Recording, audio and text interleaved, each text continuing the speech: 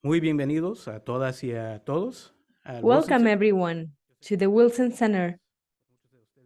I know that this is not the first time that you have been here. In fact, you, Mr. President, you were with us during the summit of Los Angeles. So welcome again. Esta vez en Washington. Welcome this time to Washington. Yo sé que viene de Nueva York. I think that we are going through a very important moment. You just came from New York, where you are participating in very important environmental projects. Ecuador has been a leader, and so have you. We want to celebrate that at the Wilson Center because you are a spearhead of the work that we do at the Wilson Center. En la región donde se pueden ver. We know that we are going through a critical moment in our region, particularly with regards to leaving the environment eyesight. We also have a representative from the Nature Conservancy. This organization has long been present in the Americas, and they are very important to the work that Ecuador has led during your time in office. Thank you, everyone, for being here with us. And over to you, Paula.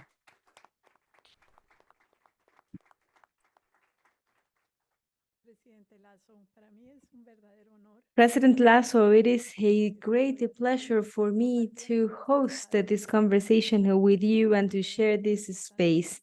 We are going to talk about a very important and ambitious project in Ecuador. I would like to start by asking you the following. Ecuador is a small country, but it has very big ambitions and achievements. Your administration has strongly emphasized the importance of conservation and the environment, not only with regards to the Galápagos Islands, but also about the Pacific Marine Corridor. This is essential in order to promote long-term conservation at the transnational level. What lessons leaves a country such as diverse as Ecuador? How does it match your efforts? What else can you tell us about the challenges and the opportunities of promoting such an ambitious agenda? First of all, thank you everyone for being here today.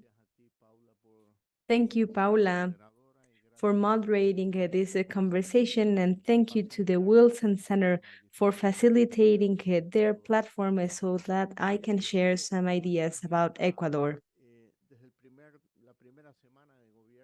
Indeed, from our first week in office, we have strongly advanced this agenda. We wanted to make a very clear message.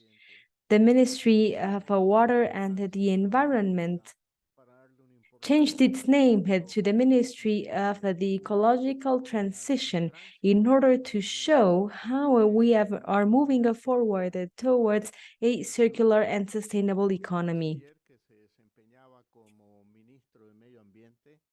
Next, with the support of the Ministry of the Environment back then, we promoted the idea of the Pacific Marine Protected Area. This one builds on the Galápagos Islands, and in total, we are now protecting 180,000 square kilometers around the Galápagos Islands. During COP26 in Glasgow, we met with the President Iván Duque, Carlos Alvarado from Costa Rica, and Nico Cortizo from Panama. That is why we decided to create the transnational natural corridor with these countries. Later on, we engaged in an effort that has taken more time, and it is an effort seeking environmental and financial benefits. And here I am speaking about the debt for a nature swap. This swap is equivalent to $1.63 billion. It is the biggest swap of its kind. It took us a very long time. This swap is equivalent to 10% of Ecuador's foreign debt. 10%. That's a lot. It's not a minor amount in relative terms. These 1.63 billion were deducted from Ecuador's debt.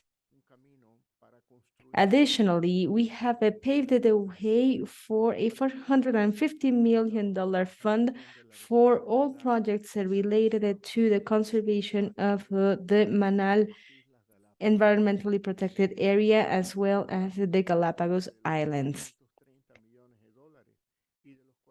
We were also able to secure an additional 2,100 or $2.63 billion, as well as a multi-million-dollar fund for the protection of the three main islands of the Galapagos archipelago. In terms of conservation, it is not a minor endeavor to protect 180,000 square kilometers. As a result of these efforts, we signed an agreement with Convemar in New York last week, hereby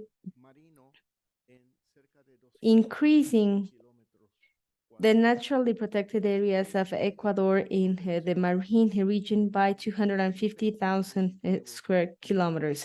So these measures have a positive impact at the economic, financial, and environmental levels. These are outstanding achievements, Mr. President. I would like to go more into detail into some. As you said, your swap has been the largest data for nature swap. Can you tell us a little bit more about the process? Because we think that there are other countries in the region that are strongly interested in this. What would you say to them? I would invite them to seek these swaps. It took us a year to guarantee it, and I think that as a second step, we could improve the times to obtain the swaps. We turned the challenge into an opportunity with this. As you know, risk ratings are important to obtain credits or financial support in Ecuador.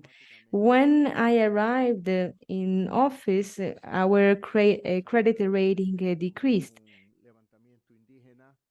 Afterwards, we had an indigenous uprising as well as a very aggressive stance from the opposition against my government. So that was the challenge, but our credit rating increased and we were able to secure the swap at a time when we were at the best moment in our credit rating, in other words, at the lowest value of our debt. We wanted to make a swap for $1.8 billion, which would be facilitated by the U.S. Development Finance Corporation.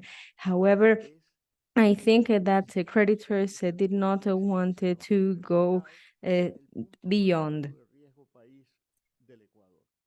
And this swap was secured at the highest level of risk. Currently, we are at 1,700 base points in contrast to 1,400 base points when I started my administration. And allow me to share a secret with you. I talked to President Alberto Fernandez in February 2022. He was meeting with President Xi Jinping, and I told him, the best thing you can do is to take advantage of the adversity in the international financial markets and to rebuy your debt. That is a way in which you can take some burden off your shoulders and to give a solution to the problem of debt in your country. I'm not sure if he understood what I meant or if he just ignored me, but in any case, we did go down this path and we recovered 10% of our debt. I am ashamed to say it, but the best way to take advantage of a mechanism of this sort is to engage in them at a country's worst moment in terms of its credit rating. The conditions that allow the maximization of the conversion of a debt is to use the perverse argument of taking back a debt when you are at your worst moment in your credit rating. The best way forward would be to have a rational levels, but we decided to do this when the country's risk level was very high. We were able to maximize the value of the operations with only $600 million. With that amount, we were able to recover 1,000 or 1.63 billion. So we got back our debt approximately at 40% of its value. That's incredible. And here in the US, we say that if life gives you lemonade, you should make, or rather, if life gives you lemon, you should make lemonade. And I think that you made the best possible lemonade. Yes, under normal circumstances, we should have done this at our country's lower risk level. That would have been the best for the country. However, the markets were not looking at the foundations of our economy. The situation improved, and they were only taking a look at the political aspects. I was asked in New York in September last year about who would come after me, and that is not under my control. And they said that they wanted to know because they wanted to understand what it would mean for somebody else to come after me. Honestly, this was new for me. I told the market representatives that they should analyze the foundations of our economy. And the situation has considerably improved in Ecuador. I agree that the transition in your administration with regards to social, environmental, and financial policies is different. I received a country with 7.7 points in budgetary deficit, and in the first or second week of December or at the end of this year, I will have a deficit of 2.5% of our GDP. Our international reserves have increased substantially in a period of 30 months. And we will have economic growth for 9 or 10%. We have created a stable and formal employment. Inflation has been under control. In other words, the economy of Ecuador has improved. When I arrived in office, my plan was largely concentrated on the economy to achieve the greatest efficiency in terms of employment and leveraging the economy. We also have fought a hard fight against chronic malnutrition. And the economy was left in the hand of the two ministries, or rather the two ministers of economy. Let's talk a little bit more about the two things that distracted you, Mr. President. We cannot leave this aside, and especially in view of your environmental achievements. You have talked about the important achievements in terms of marine conservation. However, I think that Ecuador is blessed by its geographic location and its environmental riches, such as the Amazon. I think that in the past years, this topic has gained a lot of interest. The World Bank and the Inter-American Development Bank have launched an initiative for the Americas. President Lula and others have also promoted changes, and I think that your leadership in this sense show a very skillful position on the part of a largely biodiverse country. What are the strengths of Ecuador in order to advance this agenda as well as to promote sustainable development in the Amazon? Ecuador is a mega diverse country. We have the Galápagos Islands, we have the Amazon, the coast, as well as the mountain regions. In the Amazon, we just created the Amazonian corridor, and we have engaged in commitments that may turn into another data for nature swap. I think that our investors know that what we are capable of doing, and it will be more difficult for them to get rid of our debt. The Amazonian biocorridor matches the regional initiative suggested by President Lula. However, there is one difference. They have spoken about the economic significance of the Amazon for Brazil and the rest of the countries in the Amazonian region. However, we have already taken advantage of that. This is not only a rhetorical point, it is a part of a reality. Allow me to mention that we have increased our water resources and the reserves by 300%. We have also increased our protected forests by 400%. We think that this gives value to the new currency, which is biodiversity. This can bring economic benefits for Ecuador. We have mentioned in the past that we should freeze natural assets in order to obtain a data for nature swap.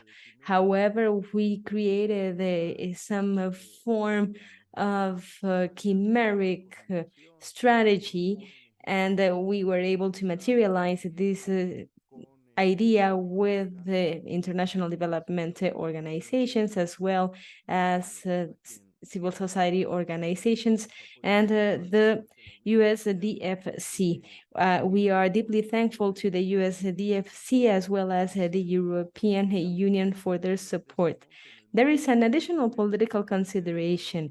Being the first swap of its kind in Ecuador and in the region, there are people in our country who say that we have sold our country and that we are compromising our sovereignty, and they are scrutinizing our process to see what they can find. We wanted to make this process as transparent as possible, and we did it with the support of the Minister of Foreign Affairs, so that the people will realize that there are no hidden measures. Everything is completely transparent. President Lasso, you just mentioned the Panamazonian initiative. You have mentioned also the Eastern Tropical Pacific Marine Corridor. This initiative from CEMAR, what is its relevance? And what benefits can it bring to the countries in the Amazonian basin? I think that this is highly relevant, and we have a high possibility of obtaining international support. However, we should make it clear that there are benefits for humankind as a whole. This is not a conflict between the rich and the poor, or between the north and south.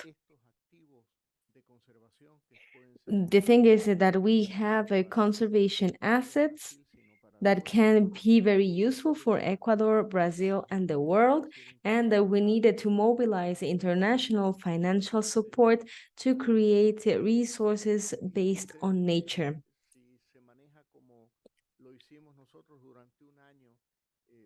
If we continue to work as we did during a year when we were silently working on this, we can achieve great outcomes. We needed to leave politics aside and to create a true sustainable and circular economy for the future. You are mentioning a circular economy, Mr. President, as well as a non-political approach and a more technical perspective, one might be inclined to think that this is a way to position the environmental agenda. However, doing something like this is very difficult. We always have the idea that either we protect the environment or we promote economic growth, but that we cannot do this or both things at the same time.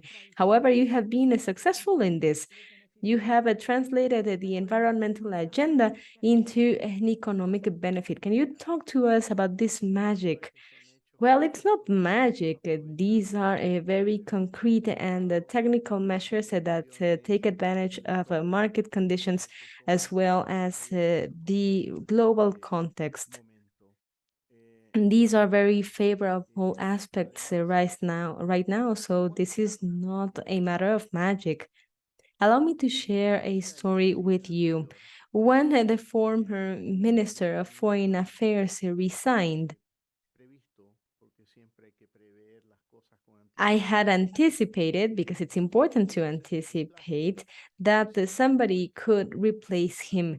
And it was always clear to me that the Minister of the Environment should replace the Minister of Foreign Affairs. And in this case, it's Gustavo Manrique.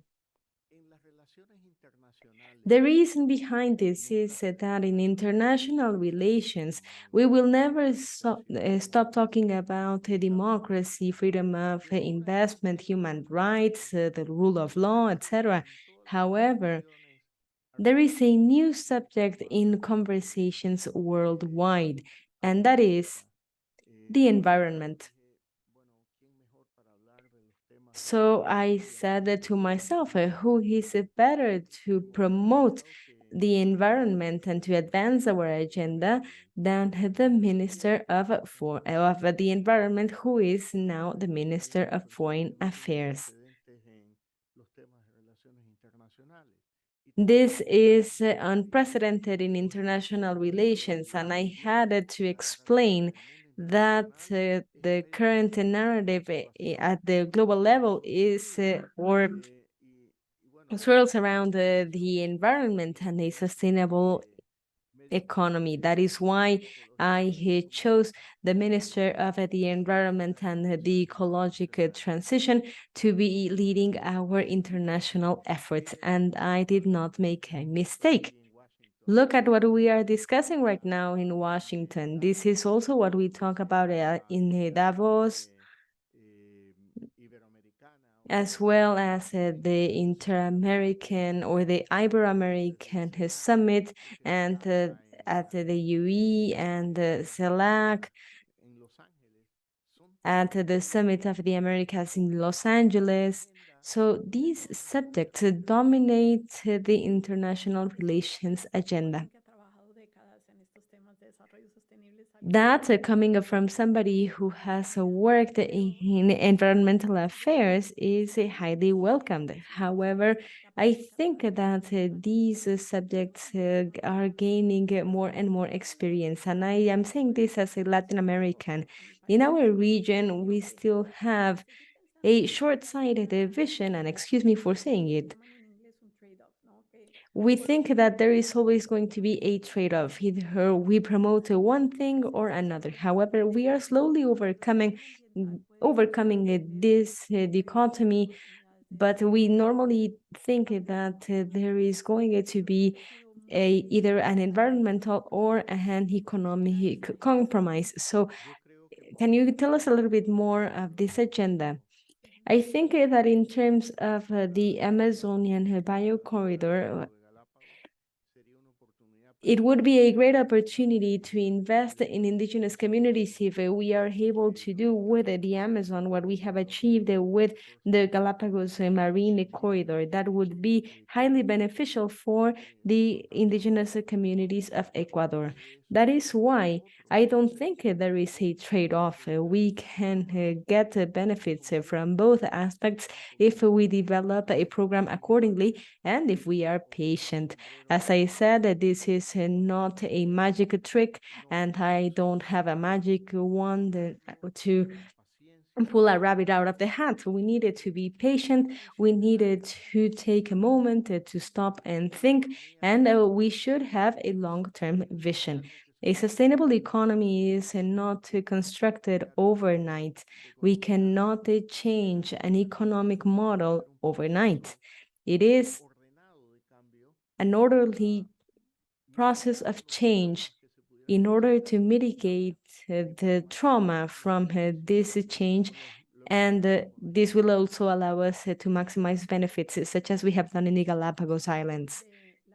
That is true. In the beginning, you spoke about the environmental transition. And as far as I understand, Ecuador is the first country to adopt this definition. Can you tell us about the implications of this for the economy, and why is this so important for the region? One might be inclined to think that mining is completely foreign to environmental affairs. We need copper for the environmental transition, so we cannot exclude mining. However, it should be responsible mining with the environmentally respectful methods. We should also promote mining that respects rules and regulations, and with a longer term outlook. Saying that a sustainable economy excludes mining is not correct. We need a progressive transition in order to ensure a sustainable and a circular economy. Copper is necessary for many things. It is a necessary input for the environmental transition. That is true. When you speak about the longer term perspective, I think that this is key in order to achieve the objectives of the SDGs as well as the Paris Agreement. But it is important to keep a longer term outlook. So I would like to highlight that in your administration. I think that you have worked according to a longer term perspective, and you are creating the foundations of a form of development that is very different from the past. You spoke about the situation when you entered office and right now. However, based on our current conversation, I would emphasize the importance of creating an architecture for a specific socio-economic strategy that understands the environment from a very different way. It is certainly not traditional. I was talking to our representative at the World Bank, and she said that the new agenda of the World Bank director is to promote financing for a green economy. And you see this during multilateral meetings as well as in private banking. I used to work in private banks before joining politics. Right now, there are incentives to finance efforts in the long term, and these are incentives that favor a green economy. The future is arriving very slowly for others, or for some, and very quickly for others. That in terms of the green economy. The business people who understand this will be highly successful in the future. Mr. President, you have mentioned quite appropriately that you come from the private sector. Can you tell us how you have worked with the private sector during your administration? I think that you need a partnership in order to materialize this complex transition. You need both the private sector as well as civil society. So how have you articulated efforts? Because you have been very successful at this. I will give you an example from the truck drivers as well as the shrimp industry.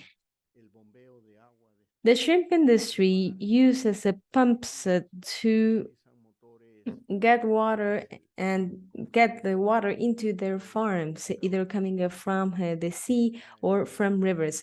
So recently, the Economic Association of the Andes recently approved the support in order to change from a fuel-driven pumping system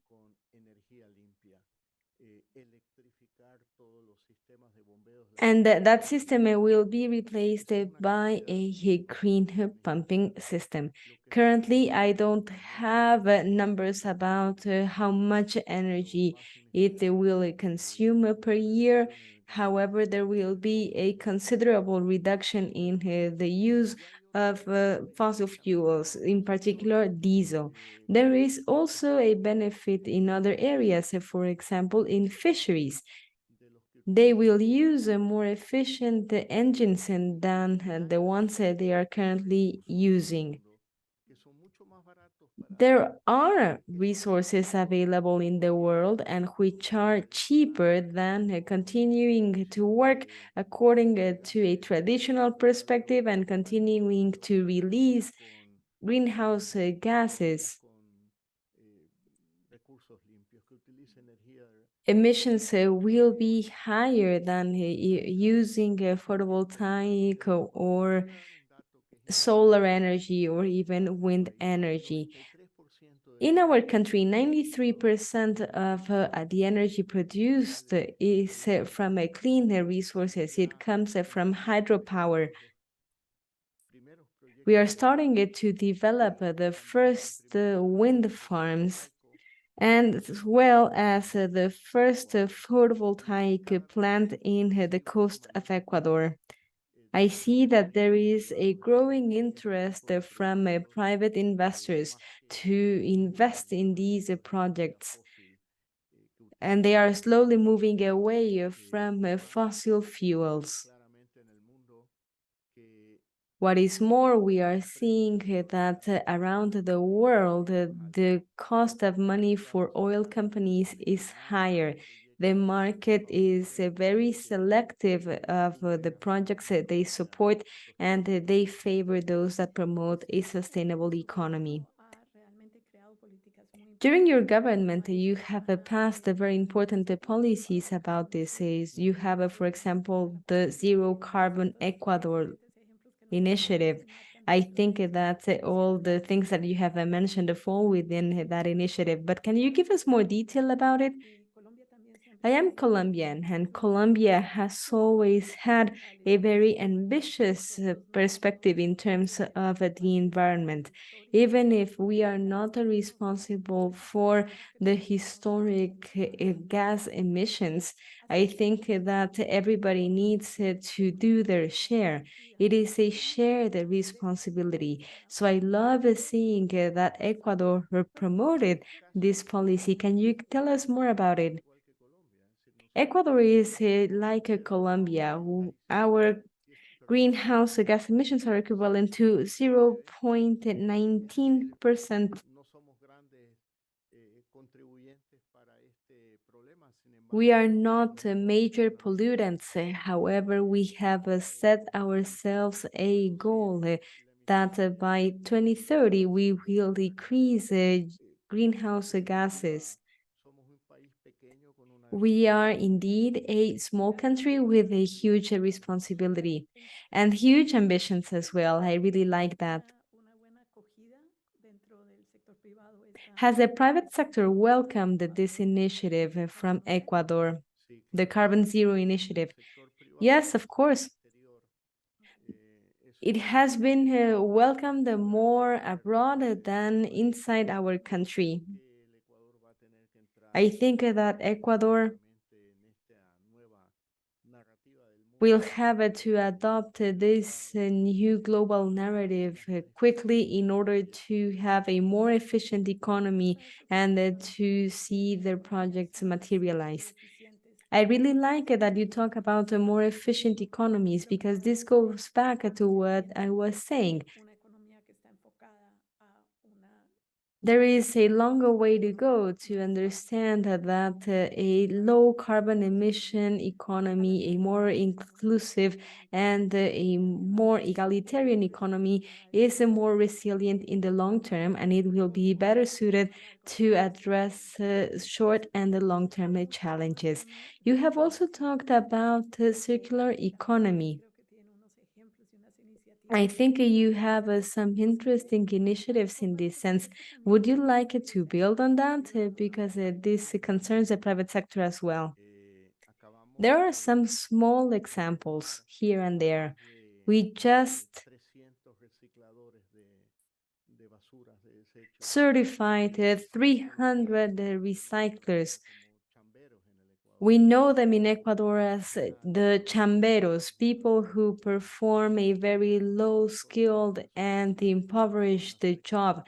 However, we have brought them under a single initiative, and 20,000 former chamberos now see themselves as agents of environmental protection. And they say that by recycling and classifying trash, they are contributing to the environmental protection. At the Minister of Education, we have created a technical degree for the chamberos, and many of them have recently graduated in a circular economy, and they are now certified as environmental agents. This has highly dignified them. They are very happy, and they are defending their profession as agents of the environment. And this is, of course, more than just saying that they pick up trash. In Latin America, we say that one of the main challenges of our economy is its informality, and that we needed to transition into formality. I think that this is an outstanding example of that. You're not only transitioning into formal employment, but you are promoting education, more dignity, as well as the transformation of the environment. We organized two important events at the Coliseum. I announced the program 1 year ago, and I participated in the graduation ceremony. And the only difference was that the audience was hyped during the second event. They were very enthusiastic, and seeing these humble people say that it is possible to participate in an effort like this is highly rewarding. And they said, of course, this is a political comment, but they said that I was delivering on my campaign promise. And this is particularly important in a country such as Ecuador, where for every single plastic bottle, there is a tax of 2 cents to be paid. However, now the money is going to the recyclers, and they are very happy. When this project was sent to the Constitutional Court, it was approved. When I signed the letter to send this request, they were surrounding me and they were very happy. The majority of the recyclers are women who wake up at 4 or 5 a.m. It is a strenuous job to walk around the city and pick up the trash, to classify it. Of course, there is the incentive of plastic bottles, and they finish their day at 5 p.m. It is a very difficult and physically strenuous job. As I said, the majority of them are women who have 2 or 3 children who needed to work very hard in order to support their families, to feed them and to send them to school.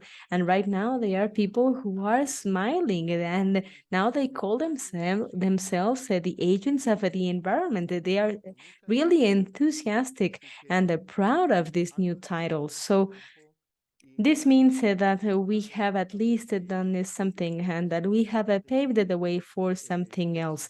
They will be in charge of continuing this initiative so that others can also obtain their diploma and participate in a more formal effort. Also, the sector will be bigger and more organized. Currently, we estimate that there are 20,000 recyclers. We have awarded diplomas to 300 of them, but there is a very long way to go to formalize all of them and to see the creation of the Union of Environmental Agents. This is a wonderful story. You are paving the way for a future initiative, and I think this is a great story. Even we have a technical degree, just as you can study cooking or whatever other technical program, such as to become an electrician. Now you study to become an agent of the environment. You needed to know how to classify trash, what types of waste can be recycled. And right now, not only do they work as independent workers, but they are seeking social protection. And this is possible with their participation. And this is an example of how to formalize an informal economy, or what we would even consider a low-class job. Right now, they see a huge improvement, and I would love to share a video about them from you, but you can see the pride in their faces because they now know how to protect the environment and they have their diploma.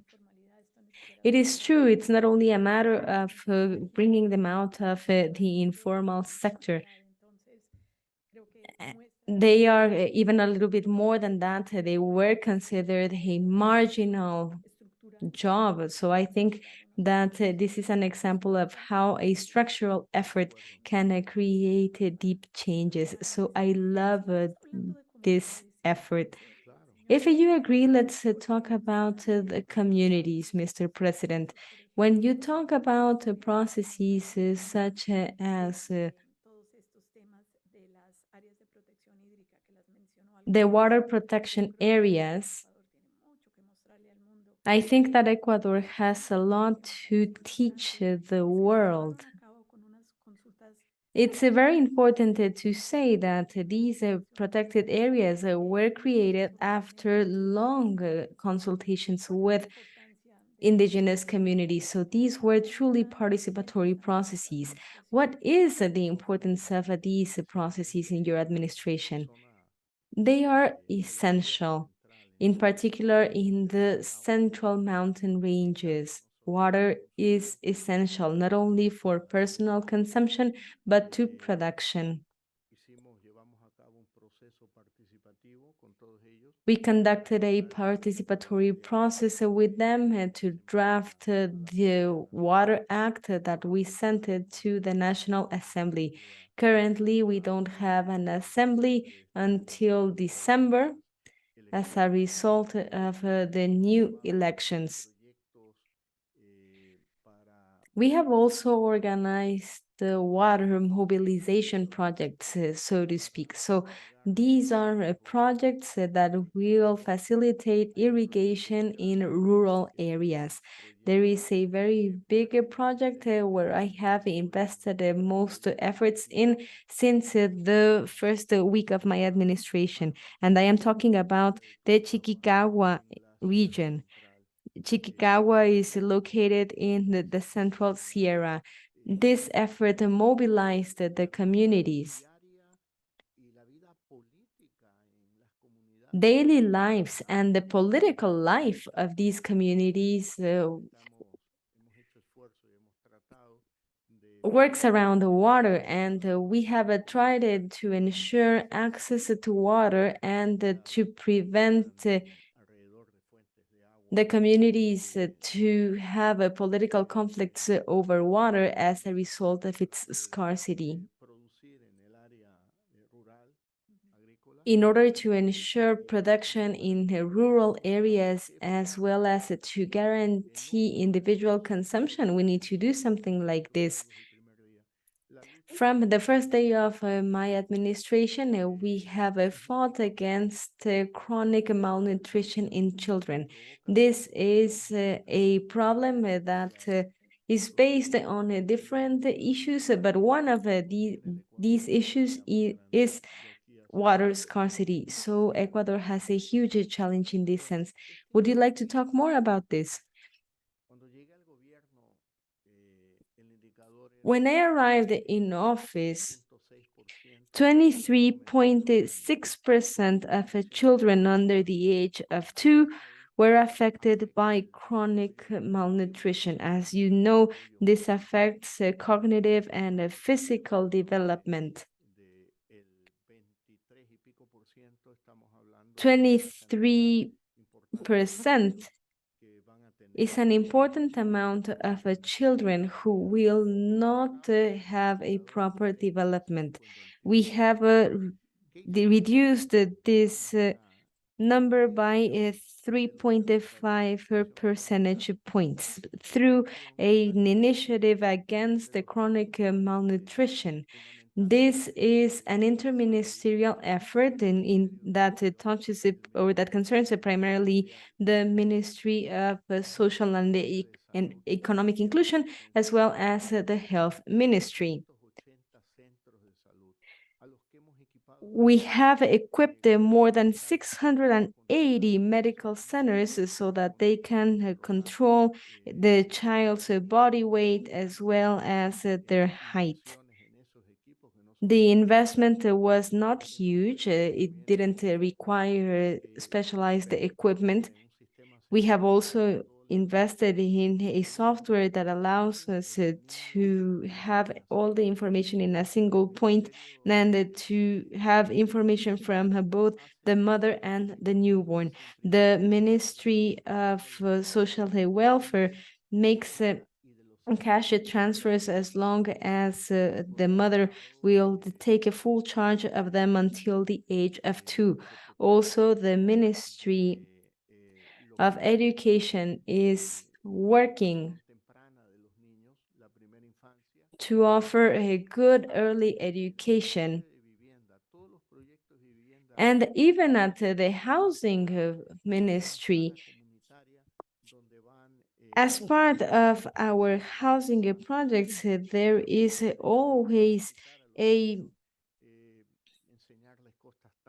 single visitors center where people can go and the children have a very early stimulation through dance or other physical activities.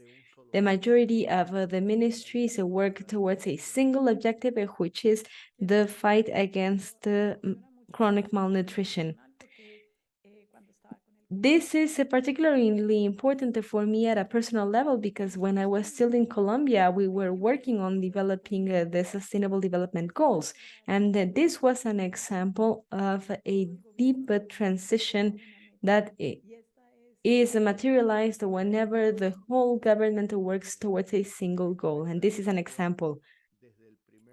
Indeed, since we defined this direction from the first week of in office, we have evaluated or we have monitored the changes every week, and we have had the FAO as well as UNICEF and the World Bank, so they would certify that chronic malnutrition in Ecuador has gone down.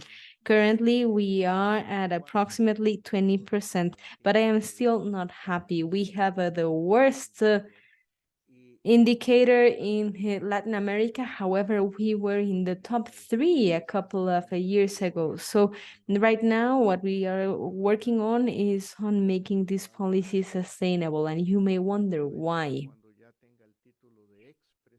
In January, when I am the former president of Ecuador, I have decided that I will dedicate some part of my life to this struggle to become the monitor of this public policy to oversee how governments are applying it, because it's not a matter of reinventing the wheel. We should promote virtuous practices that give results little by little, and this goes beyond our political party or our religious affiliation. This is a matter of human rights, and I hope that the government of Ecuador will pursue this effort. It ashames me to see that after 43 years of the reestablishment of democracy in Ecuador, and when we became, or rather, and it's a shame for me that we are the first government to take a full hold of this issue. There was no interest about this in the past. In the 2021 political campaign, we were the only ones to address this issue, and it sounded very weird.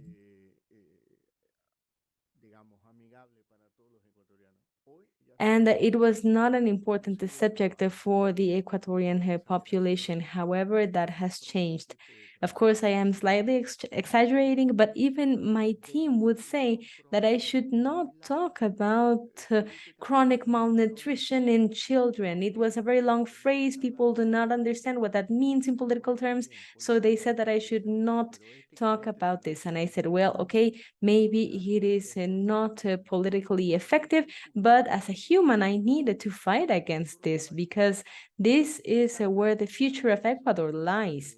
Maybe I will not see the results, but the more than 20,000 children that have been saved from a chronic malnutrition will become better policemen, better politicians, and I hope that a better president of the republic will come out of these children. But that's where the future of society lies. Chronic malnutrition in children has not been paid due attention, in my opinion. I think that it's more or less the equivalent of when we started talking about water pollution or deforestation. Just as we are degrading natural resources, we are degrading the human capital of the country. These children will not have the due intellectual or cognitive capacity as a result of their poor early conditions. To see a child that suffers chronic malnutrition is very sad. In my opinion, it's worse than cancer, because if you have cancer, you still have a chance. Science has evolved and it has created the medicine and the new treatments. However, with a chronic malnutrition, if you reach the age of 2 and if you have some cognitive impairments, there is a very evident impact, and you come to a conclusion that this person has no future. And I have seen a lot of these children in my political life. You realize that they have issues whenever you wanted to talk to them and you ask them about their age, and you think that they are slightly younger than they seem. And I stopped asking children about their age because I would tell somebody that they were 7 and they were in fact 10 or 11. It is difficult to face this reality, and to address this issue is to solve the problem of any society. I would like to highlight something in our conversation, Mr. President. I would like to talk about your environmental policy, and not only the management strategy towards a large-scale conservation, but also in ensuring long-term financing. So there is a structured approach. When you talk about the recyclers, it's the same thing. You are not teaching people how to fish. You want to change the system as a whole from the state. And you're doing this also with this other subject. However, that is not very easy from a government position. What was the process of defining a government-wide goal with a problem such as chronic malnutrition? I think that environmental proposals have also have this statewide approach. But what is your secret ingredient in order to mobilize society and to rally them around this subject? I will give you an answer based on a personal experience. For more than 40 years, I was a banker. So you normally think about the bankers as insensitive humans. They only wanted to maximize their gains and they don't care about people, but that is not true. I was bullied a lot during my early years as a politician, and people would point their finger at me and say that I would only enrich the banks and that a banker could not lead the country, etc. But the government of a former banker has the most ambitious environmental agenda, or the most ambitious agenda in 40 years. A government led by a banker is promoting the most ambitious and aggressive circular economy agenda. It is a government concerned about chronic malnutrition, and that is all the government of a banker. But it's not a banker, it's the government of a Democrat and a humanist. From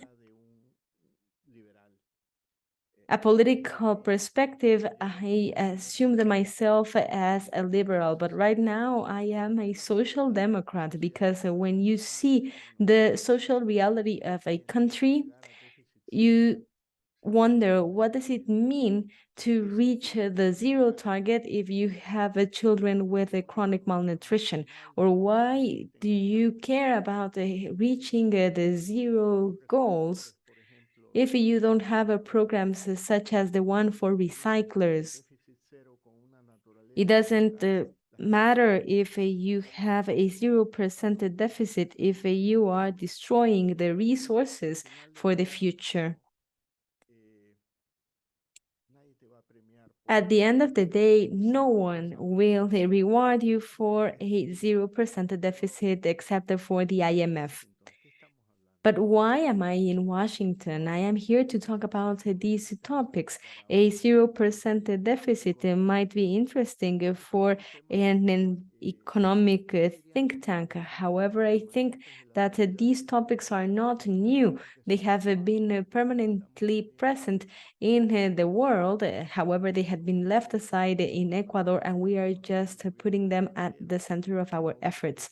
So right now, this is no longer the government of a banker, but the government of a liberal, democratic, and humanist government. We are running out of time, Mr. President, and as you say, we are in Washington at the Wilson Center. So I feel compelled to ask you, is the international community supporting Ecuador enough? How has your partnership with international stakeholders been? First of all, my governance agenda has been very pragmatic at the international level. During the first 100 days in office, we approached China, and China provided 50% of the vaccines that we needed. And we managed to apply vaccines to 53% of the Ecuadorian population. And I committed to providing vaccines in the first 100 days of my administration. We have also renegotiated our debt with the support of China. We have discussed an important FTA for Ecuador with them. And in fact, the load of oil in our debt was reduced by 100 million. However, we have also engaged in a very important partnership with the US, that for nature swap wouldn't have been possible without the support of the USDFC. The United States have also supported us through multilateral organizations. Last year, we saw the successful conclusion of the fund, and this was very important in post-pandemic times. We have received a notable support from the US in matters related to security. We signed a memorandum of understanding seeking capacity building among our armed forces to fight against human trafficking, illegal mining, forced migration, drug dealers, and we have also received the support of the EU. However, we needed to understand what the best moment is to seek these forms of support. And I think that my government has managed to find its way in the ocean of international affairs to get the best possible form of support without any ideological prejudice.